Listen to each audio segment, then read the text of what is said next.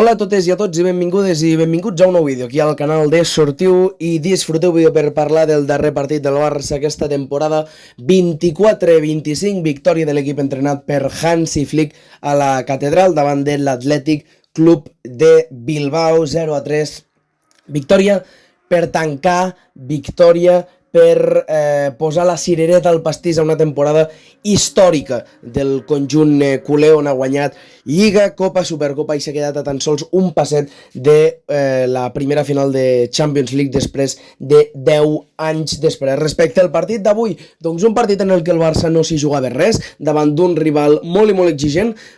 però ha estat un bon partit del Barça. Hansi Flick jo crec que ens ha demostrat, després d'haver guanyat la Lliga amb les alineacions davant de Villarreal i davant de Atlètic de Bilbao, que no li agrada perdre, que sempre vol guanyar, i tot i les especulacions externes a un possible 11 ple de futbolistes procedents de la cantera del Barça,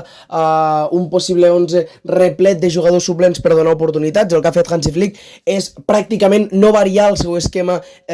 inicial predilecte amb aquests 11 futbolistes que ha utilitzat en la majoria dels partits importants del Barça aquesta temporada. Només fer un o dos canvis, però en línies generals fer jugar els homes que ell considera millors i més essencials per practicar un bon futbol, i s'ha vist, es va veure davant del Villarreal i s'ha vist una altra vegada avui a Sant Mamés. 0-3, un Barça que ha començat un pèl dubitatiu en els primers minuts, però que a partir dels dos gols de Robert Lewandowski al minut 13 i al minut 16 s'ha sentit molt més còmode. Jo crec que la gasolina li ha durat a l'Atlètic de Bilbao uns 20-25 minuts, i a partir d'aquí el Barça s'ha fet amo i senyor del partit, amb poques oportunitats més enllà dels dos gols a la primera meitat, però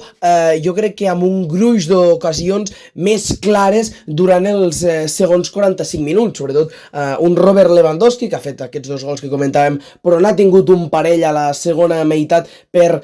fer més gran la seva renda golejadora, entre d'altres, i com no pot ser d'altra manera, el tercer i definitiu gol, el de Dani Olmo des dels 11 metres, un Dani Olmo que avui ha estat un dels futbolistes suplents dels que acostumen a ser titulars. Després ho comentarem, però en línies generals un bon Barça que ha tingut paciència, que jo crec que ha sapigut dominar bé un Atlètic de Bilbao que ha fet una gran temporada. Quan analitzem la alineació de l'equip d'Ernesto Valverde la mencionarem una mica per sobre, però classificats per Champions League, quarts, Supercopa d'Espanya, per tant el paper durant aquesta temporada de l'Atlètic de Bilbao ha estat molt bo, i avui els bascos volien despedir-se de Sant Mamés, de la seva afició, amb una victòria. Ja sabem la rivalitat que hi ha entre Barça i Atlètic Club, sabem que Sant Mamés és un estadi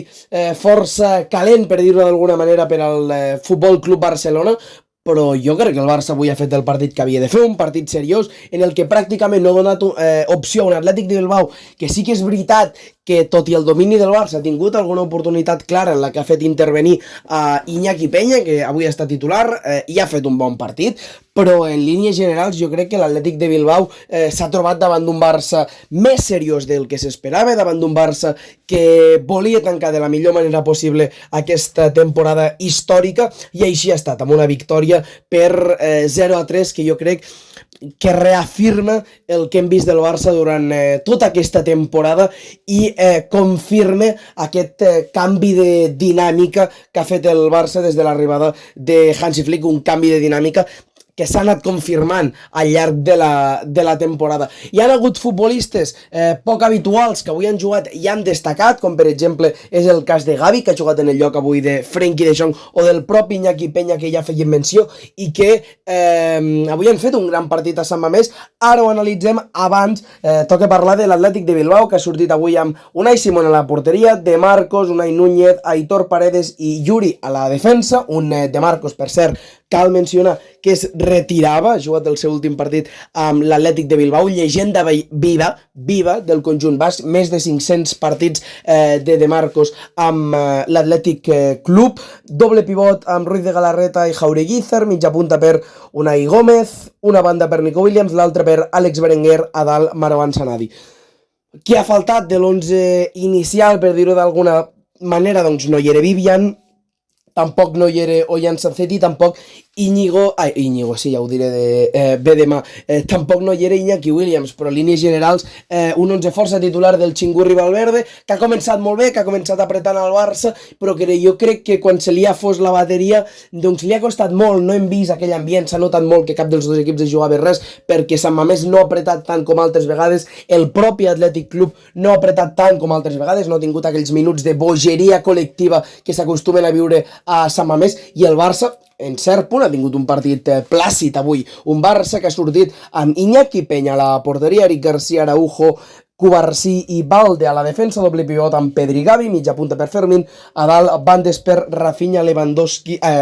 Lamine, en punta, Robert Lewandowski. La tripleta d'atac que no varie per a Hansi Flick, són els tres titularíssims, ho té molt i molt clar el tècnic alemà del Futbol Club Barcelona, que sí que és veritat que ha donat entrada en substitució de Rafinha i Robert Lewandowski a Pau Víctor i a Dani Olmo a la recta final del partit. En porteria ha jugat Iñaki Peña, com ho comentàvem. Sembla bastant una titularitat de despedida d'Iñaki Peña, que s'ha despedit jo crec de la millor manera, fent un bon partit amb el Barça, ha fet un parell de bones aturades, sobretot una mà que li treu a Cubarsí, que hagués estat autogol, i la pilota que estavellant-se contra el travesser de la porteria del porter d'Alacant, que ha fet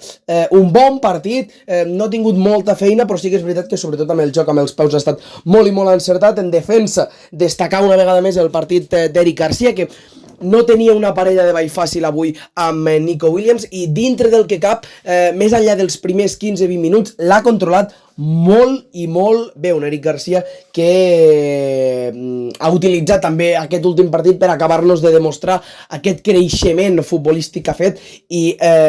deixar clar que ha de ser una peça important, poder no titular però molt i molt important per al Barça en les pròximes temporades. A part, a la defensa també han jugat Araujo i Cubarsí com a centrals, ho comentàvem abans, bon partit de tots dos, així com d'Alejandro Balde de lateral esquerre, que ha tornat a la titularitat per primer cop després de la lesió. Doble pivot amb Pedri Gavi, poc a dir de Pedri, gran partit de Gavi, crec que ha fet un bon partit, sí que és veritat que a vegades no és un jugador que acaba de ser del tot fi, però avui l'hem vist amb algunes fintes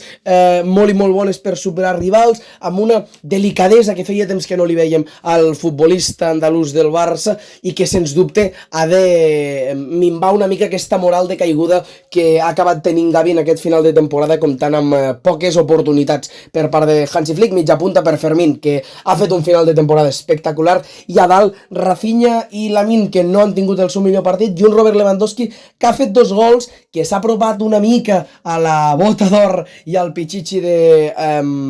Kylian Mbappé, sempre salvant les distàncies, i que sí que és veritat que ha tingut 2 oportunitats claríssimes a l'inici de la segona meitat per posar una mica d'emoció en aquesta lluita, però les ha acabat fallant el davanter polonès, que tot i així ha acabat la temporada amb 42 gols, xifra rècord de manera claríssima de Robert Lewandowski. En parlarem de la temporada de Lewandowski, de tots els futbolistes del Barça, en un vídeo resum que farem analitzant la temporada de tots i cada un dels futbolistes que han conformat la plantilla del Barça. A part, també han entrat a la segona meitat, per cert, Christensen i Gerard Martín i Frenkie de Jong. Estadísticament el partit doncs no ha tingut color, la veritat, el Barça ha estat molt superior a l'Atlètic Club de Bilbao, no només en oportunitats, ho veiem fins a 13 rematades del Barça, 4 entre els 3 pals, només una del conjunt basc, 76% de possessió per a un Barça que sobretot a la segona meitat no ha donat pràcticament opció de tenir pilota a l'equip d'Ernesto Valverde, que s'ha limitat a intentar defensar-se, a intentar aguantar una mica el marcador i sortir a la contra. El Barça, que ho ha controlat molt bé i ha acabat el partit, com comentàvem, amb el gol definitiu de Dani Olmo des dels 11 metres. Bon partit del Barça per tancar una nova temporada, una temporada històrica. Sap greu fins a cert punt, no?, que s'acabi aquesta temporada magnífica. Ara ens hagués agradat a totes i a tots els culers que encara ens quedés un partit més a Munic el dissabte que ve, però el futbol que va ser cruel una vegada més i el Barça que tanca la temporada guanyant a la Catedral, ho fa de la millor manera, sumant 3 punts de molt i molt valor davant de l'Atlètic Club de Bilbao. S'ha acabat la temporada del Barça fins aquí. Gràcies a totes i a tots per seguir-la amb nosaltres.